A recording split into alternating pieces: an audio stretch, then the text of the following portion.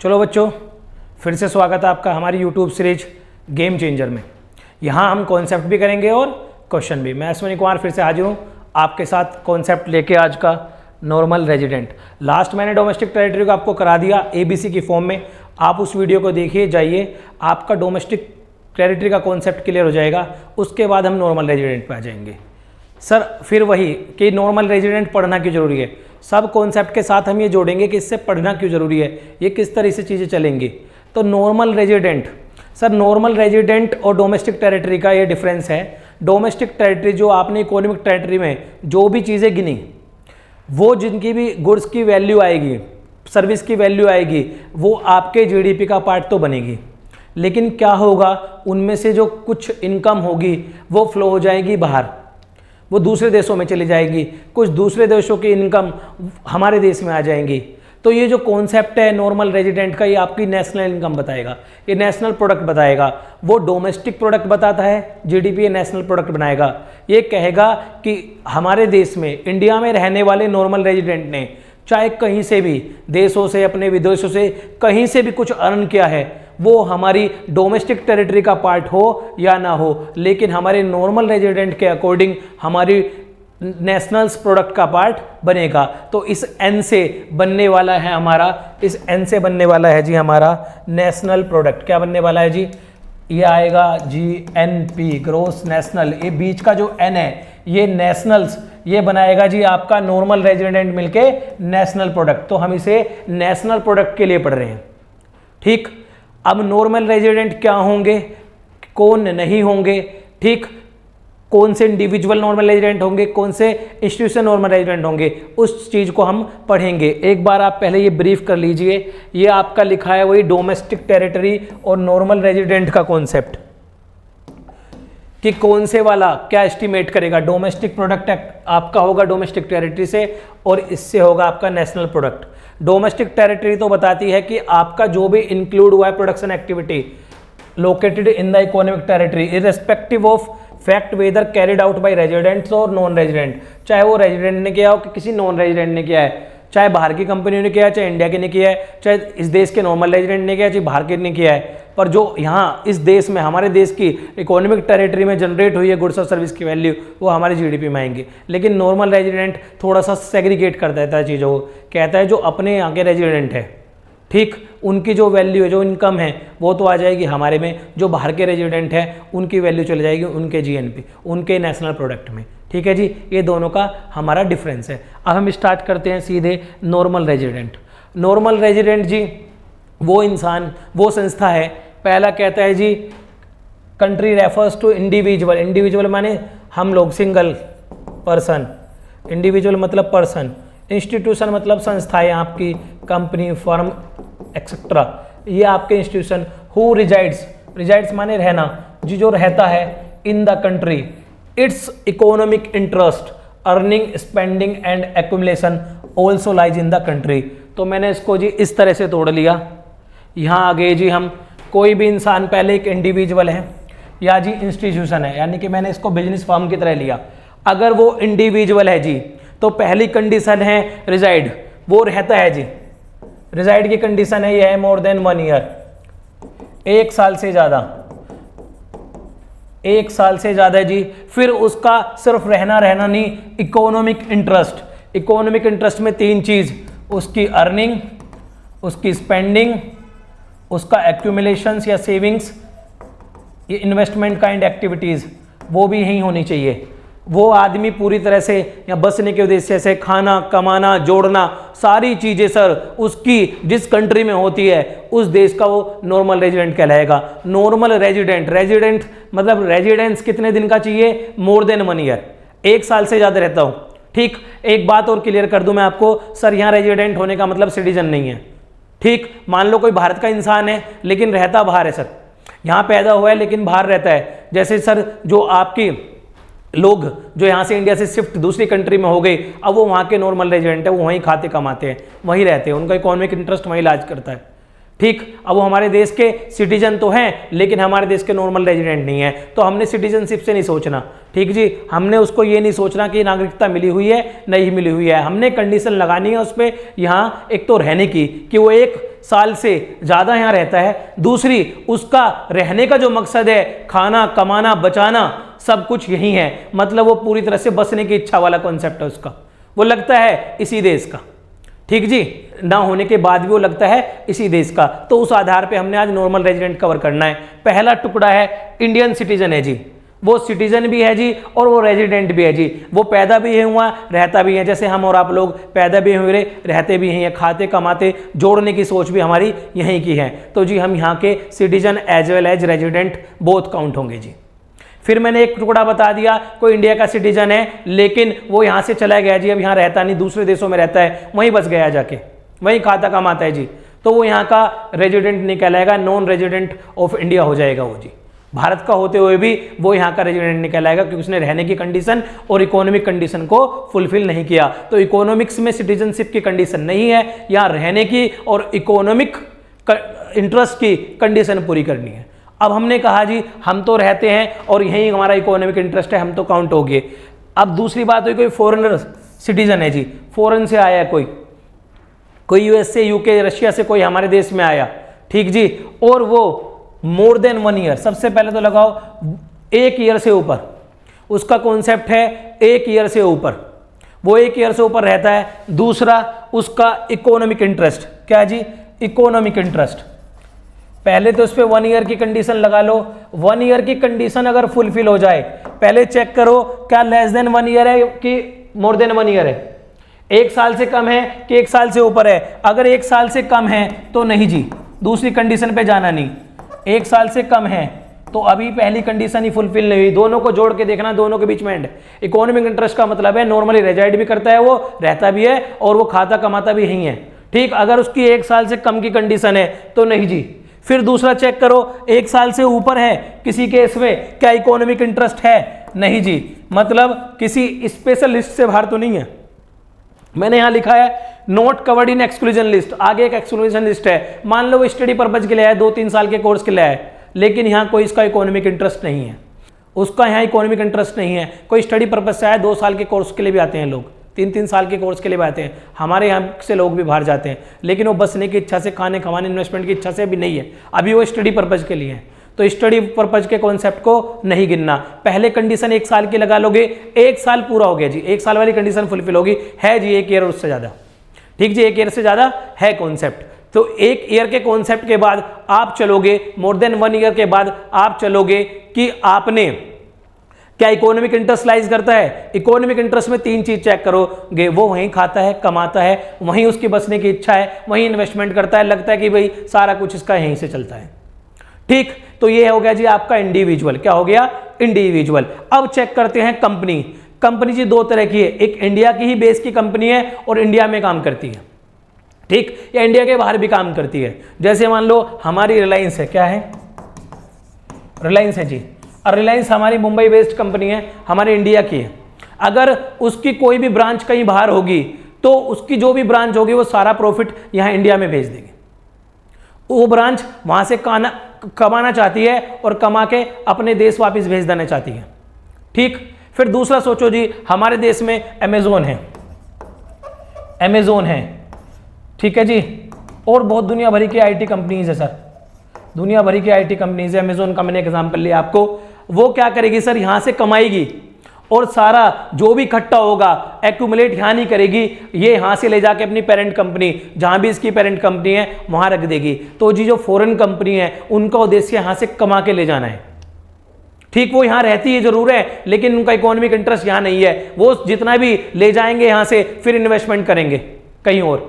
यहाँ उनको basic income और एक्सपेंडिचर का कॉन्सेप्ट जरूर लगता है, क्योंकि बिजनेस की एक्सपेंडेंसी मतलब जरूरत है, बिजनेस करते हैं तो खर्चे भी होंगे और इनकी कमाई भी होगी। लेकिन जो एक्यूमुलेशन, जो इकट्ठा, जो रिटेन अर्निंग होगी, जब NFI पढ़ाऊंगा आगे तो वो रिटेन अर्निंग सर यहाँ की जो वो कंपनी बाहर फॉरेन के हमारे डोमेस्टिक टेरिटरी में है, जो हमारे दिल्ली, नोएडा में, बेंगलुरु में और भारत के किसी भी राज्य में, यूनियन टेरिटरी में स्थापित है, वो क्या करेगी, यहाँ से कमाएगी लेकिन ले जाएगी अपने देश, ठीक। तो वो जिनका इकोनॉमिक इंटरेस्ट बाहर वाली कंपनियों का यहाँ होते हुए भी, उनका रेजिडेंस यहाँ होते हुए भी इकोनॉमिक इंटरेस्ट बाहर वाली कंपनियों का अपने ही देशों में रहता है, तो वो वाली कंपनियां हमारे देश में नहीं आएगी जी, हमारे नेशनल प्रोडक्ट में नहीं आएगी। जब ये कमाई करेंगे, प्रॉफिट इकट्ठा करेंगे, वहां ले जाएगा तो ये प्रॉफिट वहां फ्लो हो जाएगा जी उनके देश में। ये अब उनके लोगों को फायदा करेगा प्रॉफिट। तो ये वाला जो प्रॉफिट है वो उनके एन यानी कि नेशनल प्रोडक्ट में जुड़ेगा। हमारे वालों का, हमारी इंडिया की कंपनी की जहां भी ब्रांच है वो वाला प्रॉफिट यहां आ जाएगा, ठीक। तो वो हमारे एन में जुड़ेगा जी, हमारे नेशनल में जुड़ेगा, ठीक है जी। हमारी इंडिया की कंपनी की कहीं भी ब्रांच है उससे आने वाला प्रॉफिट रिटेन अर्निंग वो हमारा काउंट होगा, यहां से जाने वाला फॉरेन कंपनी का काउंट वहां पे होगा। तो ये हमारे नॉर्मल रेजिडेंट फॉरेन कंपनी वाले नहीं गिने जाएंगे जी। अगर कोई international IO, international organization, WHO, UNO, IMF, इस तरह की कोई चीज आती है तो वो भी जी normal resident of that country नहीं होगी, वो भी इंटरनेशनल एरिया में ही नॉर्मल रेजिडेंट माने जाएंगे, ठीक जी। सर इंटरनेशनल ऑर्गेनाइजेशन को काउंट करना है नहीं करना है? नहीं जी, इंटरनेशनल ऑर्गेनाइजेशन को जो इंस्टीट्यूशन है नहीं काउंट करना जी, नहीं काउंट करना। फिर जी क्या जो उन इंटरनेशनल ऑर्गेनाइजेशन में काम कर रहे हैं लोग, उन्हें काउंट करना है इस नॉर्मल रेजिडेंट कॉन्सेप्ट के हिसाब से? यस जी करना है, अगर वो मोर देन 1 ईयर की कंडीशन फुलफिल कर दे, ठीक। फिर उनमें जो काम करने वाले लोग हैं सर वो इंडिविजुअल की कैटेगरी में आएंगे। किस में आएंगे? इंडिविजुअल की। फिर से चेक करना पड़ेगा क्या मोर देन 1 ईयर कॉन्सेप्ट है और उनका इकोनॉमिक इंटरेस्ट है, तो फिर वो यहां काउंट होंगे। अगर वो लेस देन 1 ईयर, 1 साल से नीचे काम कर रहे हैं और इन किसी संस्थाओं में काम कर रहे हैं, ठीक, तो वो वहीं के नॉर्मल रेजिडेंट कहलाएंगे जिस कंट्री से वो बिलोंग करते हैं, ठीक है जी। ये है संस्था के बारे में, ये है आपका इंडिविजुअल के बारे में। दोनों को बिल्कुल अलग अलग तरीके से देखना जी। इंडिविजुअल इंसानों की तरह देखना, इनको संस्थाओं की तरह देखना। आ जाते हैं जी आगे। ये रही जी आपकी कुछ नॉट इंक्लूडेड की लिस्ट, इसको बहुत ध्यान से पढ़ना, कहीं कहीं इसमें 1 ईयर की कंडीशन है जी, इसको बड़े ध्यान से पढ़ना, ठीक। पहला है जी foreign tourist and visitor, medical और स्टडीज। मैंने कहा जी मेडिकल ऐसा है कोई इलाज वगैरह के लिए आए हैं, कोई स्टूडेंट पर्पज से आया है, उसका इकोनॉमिक इंटरेस्ट नहीं है, वो इलाज करा के वापस चला जाएगा, एक पढ़ के वापस चला जाएगा। अभी जो उसका इंटेंशन है, हमने इंटेंशन चेक करना है, इकोनॉमिक इंटरेस्ट नहीं है, उनका अपना इलाज कराना या पढ़ना है जी, ठीक। तो आपने इस वो फॉरेन टूरिस्टर और विजिटर इनको हटा देना। टूरिस्टर का भी बसने का उद्देश्य नहीं, वो भी घूमने फिरने आते हैं, हॉलीडेज वगैरह माने। बहुत सारे लोग आते हैं हमारे देश में दूर दूर से चीज़ें देखने, प्रकृति का आनंद लेने, बाकी चीज़ों को, हमारे यहाँ की भारतीय जो धरोहर हैं उनको देखने के लिए। सर हम भी जाते हैं बहुत देशों में घूमने सर, तो हम जब घूमने जाते हैं, हमारे यहाँ लोग घूमने आते हैं, उस वक्त हमारा इकोनॉमिक इंटरेस्ट नहीं लाइज करता उस कंट्री में, हम कमाने खाने और वहाँ बसने के उद्देश्य से नहीं है सर। तो ये जो स्पेशल कैटेगरी है, इसमें कहना है आपने नॉर्मल रेजिडेंट का कॉन्सेप्ट नहीं लगाना है, आपने काउंट नहीं करना जी, ठीक। फिर कहते हैं जी foreign staff of embassies, official and diplomats, कोई सर राजदूत, एम्बेसी, स्पेशल जगहों पे काम करने वाले लोग जो स्पेशल हैं। मान लो हमारी दिल्ली में एम्बेसी है सर लोगों की, हमने कहा वो हमारे जीडीपी में भी नहीं आएगी, एम्बेसी तो हमारे जीडीपी में भी नहीं आएगी, ठीक। लेकिन कोई फॉरेन स्टाफ, फॉरेन सर अपने देश का कोई आदमी किसी बाहर की एम्बेसी में काम करता है, दिल्ली का कोई आदमी किसी फॉरेन एम्बेसी में काम करता है, तो दिल्ली का आदमी दिल्ली का ही कहलाएगा जी, ठीक। वो फॉरेन एम्बेसी में काम करते हुए भी किसका रहेगा? दिल्ली का। किसका रहेगा? दिल्ली का, ठीक है। लेकिन कोई फॉरेन स्टाफ काम करता है उस एम्बेसी में, मतलब अपने देश की एम्बेसी में कोई फॉरेन स्टाफ काम करता है, कनाडा की एम्बेसी में कोई कनेडियन काम करता है सर यहाँ दिल्ली में, तो सर वो स्पेशल लिस्ट में है। वो आपका जो भी यहाँ सीधा सीधा स्टाफ लिखा है, ऑफिशियल्स लिखा है और डिप्लोमेट्स, ये लोग लिखे हुए हैं सर, ये इंडिविजुअल को कहते हैं, सीधे सीधे इंडिविजुअल को दर्शाते हैं। उन इंडिविजुअल को भी जो यहाँ काम कर रहे हैं अपने देश की एम्बेसी में, उनको भी आपने नॉर्मल रेजिडेंट में काउंट नहीं करना जी, काउंट नहीं होंगे जी, ठीक। अगर सर कोई इंडिया का आदमी किसी फॉरेन के एम्बेसी में काम करता है इंडिया में रहते हुए, तो वो इंडिया में कहलाएगा सर, क्योंकि इसको इकोनॉमिक इंटरेस्ट अपने भारत में रिलाइज करता है, ठीक जी, कोई दिक्कत तो नहीं। कोई अमेरिका का आदमी सर यहाँ काम करता है दिल्ली में अमेरिकन एम्बेसी में, कहां? अमेरिकन एम्बेसी में, तो वो अमेरिका का कहलाएगा, ठीक जी। आ जाइए जी। उसके बाद कहते हैं इंटरनेशनल ऑर्गेनाइजेशन नहीं गिनने जी, WHO, UNO, IMF नहीं गिनने जी, ये संस्थाएं हैं, बिल्कुल नहीं गिननी जी, बिल्कुल नहीं। यहाँ तो फॉरेन कंपनी, फॉरेन बैंक और इंटरनेशनल ऑर्गेनाइजेशन तीनों ही नहीं गिनने जी, संस्थाएं गिननी नहीं है ये, ठीक जी। फिर कहते हैं employ of international organization, sir कह रहे हैं आपने ये तो बता दिया कि इंटरनेशनल ऑर्गेनाइजेशन नहीं गिनने, पर जो उनमें लोग काम करते हैं, जो उनमें लोग काम करते हैं, क्या वो गिनने हैं? ये अलग से मैंने आपको बताया है जी। इंटरनेशनल ऑर्गेनाइजेशन और एम्प्लॉय ऑफ इंटरनेशनल ऑर्गेनाइजेशन को मैंने बिल्कुल स्पेशली कवर किया है। कह रहे international organization like UNO, WHO etcetera are not considered as normal resident of country in which they approach, they are treated as the normal resident of international area. तो ये जी जो संस्था है, ये जो संस्था है ये तो वहीं की कहलाएगी एनआर, जहां की ये है, जहां की ये है। अब इसमें दो चीज काट लो जी। जो इंप्लॉई है जी, इसके जो इंप्लॉई है जी, अब इंप्लॉई में चेक करो, अगर है वो less than 1 year, less than 1 year, तो जी जिस देश का है उसी का कहलाएगा, जिस देश का है उसी का कहलाएगा। और है जी more than 1 year, more than 1 year, तो जी जहां रहता है वहां क्या कहलाएगा। इसको एक एग्जांपल से समझते हैं। कोई कह रहा है American working in UNO office located in India will be treated as normal resident of America. कह रहे अगर यूएनओ में जो कि इंडिया में ब्रांच है, किसमें है? इंडिया में, ठीक जी। अब यूएनओ की ब्रांच तो लेनी नहीं है, यूएनओ की ब्रांच तो ना जीडीपी में ले ली, ना जीएनपी, ना नेशनल प्रोडक्ट में लेनी, ब्रांच तो नहीं लेनी। अब यहां ब्रांच के साथ साथ हमने इंडिविजुअल को भी देखना है कि जी ये इंडिविजुअल काम कर रहे हैं वो कहां के कहलाएंगे। तो इन्होंने कहा अगर अमेरिका का कोई व्यक्ति भारत में इंटरनेशनल ऑर्गेनाइजेशन है और भारत में ही काम कर रहा है, रह भारत में ही रहा है, तो वो अमेरिका का कहलाएगा, बशर्ते नीचे एक शर्त दी गई है। However if the employees are working for more than 1 year, अगर वो 1 साल से ऊपर पहुंच गया in such international institution, then they become the normal resident of a country in which such institution are located. फिर कह रहे हैं वो एम्प्लॉय वहां के बन जाएंगे जहां वो इंस्टीट्यूशन लोकेटेड है। तो इंस्टीट्यूशन कहां लोकेटेड था? इंडिया में। कहां था जी? इंडिया में। अगर इंडिया में कोई एम्प्लॉय फिर अमेरिका का काम कर रहा है इस तरह के इंस्टीट्यूशन में और वो 1 साल से ज्यादा काम कर रहा है, तो फिर वो अमेरिका का नहीं कहलाएगा जी, वो normal resident of that country, मतलब वो इंडिया का नॉर्मल रेजिडेंट हो जाएगा जी। ये बिल्कुल ध्यान रखना आपने, ठीक। अगर कोई हिंदुस्तानी आदमी बाहर यूएसए में जाके इन इंटरनेशनल ऑर्गेनाइजेशन में काम करता है जी, 1 साल से ज्यादा अगर काम करता है तो वो वहीं का नॉर्मल रेजिडेंट कहलाएगा जी, जिस देश में वो ब्रांच स्थित है, ठीक। लेकिन अगर 1 साल से कम में ही अपने देश में आ गया, 1 साल से कम काम किया उसने इस तरह की संस्थाओं में, तो वो जी कहलाएगा नॉर्मल रेजिडेंट ऑफ इंडिया। आप बाहर के हिसाब से देखो, इंडिया के हिसाब से देखो, ठीक। आपने ये देखना है नॉर्मल रेजिडेंट। आप जब इंडिविजुअल को देख रहे हैं, चेक करो कि वो संस्था लोकेटेड कहाँ है। सर मानो संस्था लोकेटेड है इंडिया में और इंडिया के लोग काम करते हैं। सर जी संस्था भी इंडिया में है और काम भी इंडिया करते हैं, फिर तो कोई डाउट ही नहीं है, फिर तो नॉर्मल रेजिडेंट ऑफ इंडिया हो गए, क्योंकि यहीं खाना कमाना है, यहीं रहना। अब जी सवाल है कोई अमेरिका का है लेकिन वो यूएनओ की संस्था इंडिया में है, वो एम्बेसी वगैरह तो नहीं है, वो एम्बेसी वाला एरिया नहीं है जी, ये एम्बेसी से भी अलग है जी, ठीक, क्योंकि एम्बेसी में तो अलग से छूट दी गई है। तो सर जी वो अमेरिका का है। अब कॉन्सेप्ट लगाओ जी, इंडिया का नॉर्मल रेजिडेंट होगा नहीं होगा, अमेरिकन हिसाब लगाओ, क्या वो 1 साल से ज़्यादा रह रहा है इंडिया में? वो 1 साल से ज़्यादा रह रहा है इस यूएनओ में काम करते करते भी?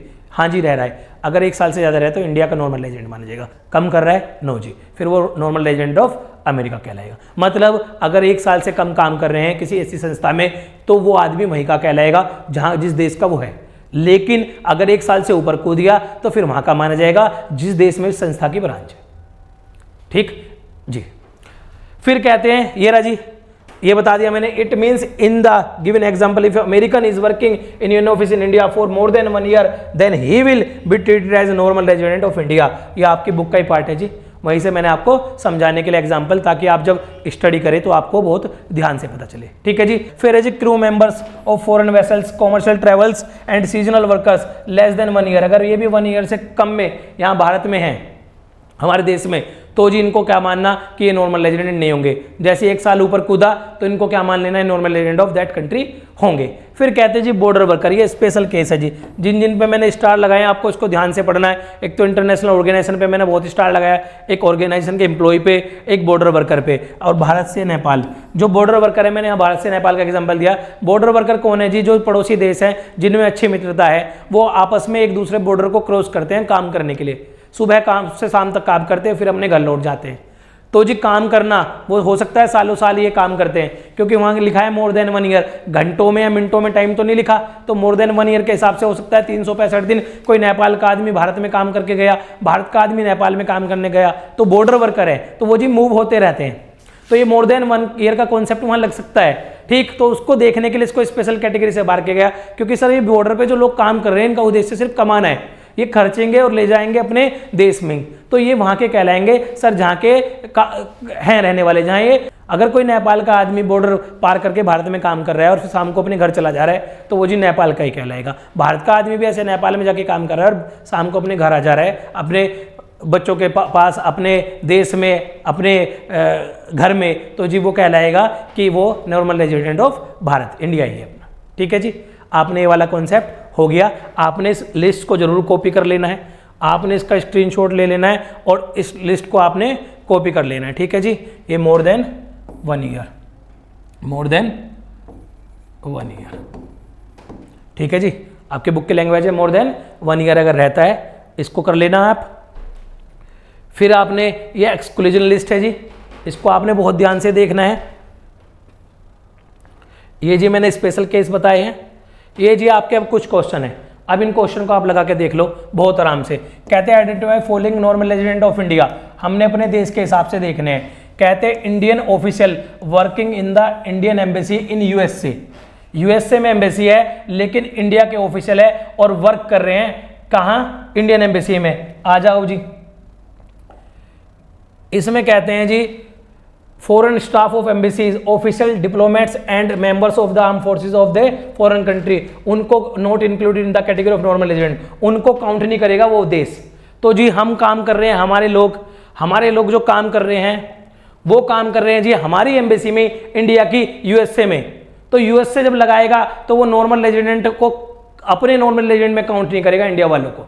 मैंने कहा है जो भी इस स्पेशल टर्म में इंडियन ऑफिशियल्स, जो भी लोग एम्बेसी में, फॉरेन जो भी डिप्लोमेट्स हैं, जो भी लोग आर्म फोर्सेस के स्टाफ हैं, लोग हैं, ठीक, वो लोग किसी भी देश में, सर वो लोग किसी भी देश में और अपने एस्टेब्लिशमेंट में काम कर रहे हैं, तो वो लोग उसी के गिने जाएंगे, उस देश के जिसके वो है। तो इंडिया के लोग इंडियन एम्बेसी में अमेरिका में काम कर रहे हैं, ठीक, तो ये जी एम्बेसी वाला कॉन्सेप्ट होने की वजह से ये नॉर्मल रेजिडेंट काउंट होंगे जहां के हैं। कहाँ के हैं जी ये, हम हैं जी, ये हम लोग हैं इंडिया के, हमारे लोग ही काम कर रहे हैं, तो हम जी Indian official working in Indian embassy में यूएसए में, तो ये नॉर्मल रेजिडेंट ऑफ इंडिया होंगे। क्या होंगे, नॉर्मल रेजिडेंट ऑफ इंडिया होंगे जी। ठीक है जी। सेकंड कहता है Japanese tourist who stay in India for the, एक तो जी ये तो मोर देन 1 ईयर वाला कॉन्सेप्ट नहीं हुआ, फिर टूरिस्टर है, ये तो जी एक्सेप्शनल लिस्ट में भी है, और लेस देन 1 ईयर है, ये तो जी नहीं होगा, ये एनआर ऑफ इंडिया नहीं होगा जी, बिल्कुल नहीं होगा। इंडियन जा रहे हैं जी पाकिस्तान में मैच देखने, क्रिकेट मैच देख के आ जाएंगे जी, ठीक है जी, इससे कोई इकोनॉमिक इंटरेस्ट हट नहीं हो रहा, ये जी हमारा नॉर्मल रेजिडेंट है जी। Indian employ working in WHO located in India, sir जी इंटरनेशनल ऑर्गेनाइजेशन की ब्रांच है, WHO तो नहीं आएगा, ठीक, लेकिन एम्प्लॉय, ये तो एम्प्लॉय का कॉन्सेप्ट है जी, ये तो कॉन्सेप्ट नंबर 2 है, ये तो डीप वाला कॉन्सेप्ट है कि हमने क्या इंटरनेशनल ऑर्गेनाइजेशन तो नहीं गिनने, हमने WHO की तो बात चल ही नहीं रही, यहां तो बात चल रही है इंडिया का एम्प्लॉय है और इंडिया में ही काम कर रहा है। जब जी इंडिया का एम्प्लॉय इंडिया में काम कर रहा है, रहता भी वहीं है, खाता भी वहीं है, कमाता भी वहीं है, तो जी नॉर्मल रेजिडेंट ऑफ इंडिया क्यों नहीं होगा, बिल्कुल होगा जी, एनआर हो जाएगा जी हमारा। ठीक, फिर कहते हैं Indian working in the UNO office located in America for less than 1 year, ये भी जी लेस देन 1 ईयर है, अमेरिका में काम करते हैं। जब मैंने कहा था एक देश का आदमी दूसरे देश में इन इंटरनेशनल ऑर्गेनाइजेशन में काम करे, अगर वो करता है 1 साल से नीचे तो वो कहलाएगा नॉर्मल रेजिडेंट उसी कंट्री का जहां से वो बिलोंग करता है, ठीक, अगर वो करे 1 साल से ऊपर कहलाएगा वो नॉर्मल रेजिडेंट उस कंट्री का जहां वो इंटरनेशनल ऑर्गेनाइजेशन सिचुएटेड है। तो हम जी देखते हैं कंडीशन लगा के, इंडिया है जी, इंडियन वर्किंग है जी यूएन ऑफिस में, यूएन ऑफिस लोकेटेड अमेरिका में, तो लोकेशन तो है उसकी अमेरिका में, ठीक, अब लोकेशन से सन के हिसाब से अगर लेस देन 1 ईयर होगा, लेस देन 1 ईयर होगा तो इंडिया का कहलाएगा, पर अगर मोर देन 1 ईयर होगा तो कहलाएगा अमेरिका का। तो इसमें तो जी लेस देन 1 ईयर है, 1 साल से नीचे काम किया इंडिया के लोगों ने वहां, तो जी 1 साल से नीचे अगर कोई भी काम करता है तो वो नॉर्मल रेजिडेंट कहलाएगा ऑफ सेम कंट्री, किसका, सेम कंट्री दे बिलोंग, तो कहां से बिलोंग कर रहे हैं, इंडिया से जी, बिलोंग कर रहे हैं इंडिया से, 1 साल से कम में काम किया है इस ऑफिस में यूएनओ में, तो जब भी 1 साल से नीचे की कंडीशन होगी तो वो इंडिया का ही कहलाएगा। ठीक, फिर कहते हैं foreign tourist visiting India for a month to see Taj Mahal, घूमने आए जी, चले जाएंगे, नहीं है जी नॉर्मल रेजिडेंट। फिर कह रहे हैं इंडियन मुस्लिम गोइंग फॉर हज पिलग्रिमेज, सर जी हज के लिए गए लोग हैं, ठीक है, वापिस आ जाएंगे देश में जी, इकोनॉमिक इंटरेस्ट से कोई हर्ट नहीं हो रहा, इकोनॉमिक इंटरेस्ट लाइज करेगा इंडिया में, ये भी लोग कहलाएंगे जी नॉर्मल रेजिडेंट ऑफ इंडिया ही जी। ठीक है जी, तो मैंने किस किस को बोला, ये वाला यस बोला है जी, ये वाला भी मैंने यस बोला है, इंडियन एम्प्लॉय वर्किंग इन यूएचओ लोकेटेड, ये वाला बोला है जी मैंने, Indian going Pakistan for watching cricket match, ये भी बोला है जी। ठीक, फिर जापानीज नहीं होगा जी, ये भी आपका होगा जी। ठीक, फिर आपका जापानीज वाला बिल्कुल नहीं होगा, Indian going to Pakistan for, Indian going होगा जी, Indian employ working WHO located होगा जी, क्योंकि हमने एम्प्लॉय उस हिसाब से देखने हैं जहाँ के वो है, वो इंडियन एम्प्लॉय है और वो ब्रांच भी लोकेटेड है कहाँ, इंडिया में, अगर 1 साल से ऊपर भी काम कर रहे हैं तो भी इंडिया के, 1 साल से नीचे भी काम कर रहे हैं तो भी इंडिया के। ठीक, Indian working in UNO office located in America for, ये भी इंडिया का, फॉरेन टूरिस्ट नहीं जी, Indian Muslim going for the Hajj pilgrimage, yes जी, ये भी इंडिया में।